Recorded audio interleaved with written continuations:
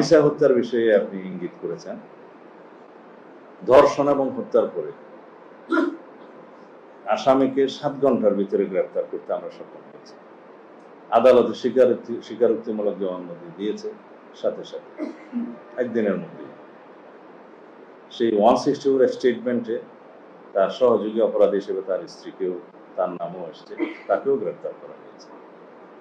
আমরা খুব দ্রুততার সাথে আদালতের অনুমতি নিয়ে ডিএনএ টেস্ট করিয়েছি।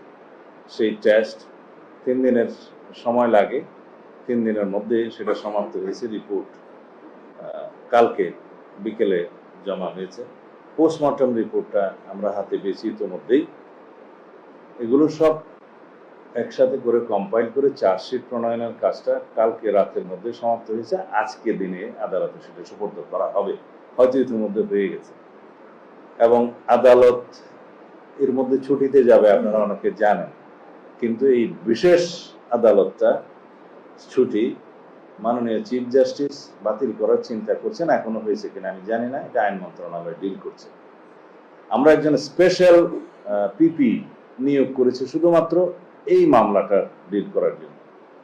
সবকিছু বিবেচনায় আমরা আশা করছি যে আজকের মধ্যে তো চার্জশিট প্রদান করা হবেই, এবং খুব সম্ভবত 5 থেকে 7 দিনের ভিতরে এই বিচার কার্য সমাপ্ত হবে।